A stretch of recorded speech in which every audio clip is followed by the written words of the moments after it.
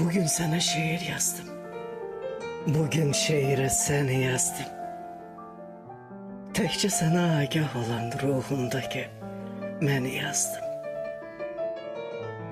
Bu dünyada sen bilirsen ağac kızın dönüşünü. Hamıdan gizlenen kızın karanlıkla görüşünü. Sen bilirsen dan yerinin sevda dolu həsrətini. Sahil boyu gün batımı sevgisinin xiffətini. Sen bilirsen bağlanmadan, sevməkdən qorxmaq necədir? Sevib sonra ayrılmaqla ölmək elə heç-heçədir. Bu zamanın ötesine aradığım izden yazdım. Ayrılmıştık. Ne oldusa yine durup bizden yazdım.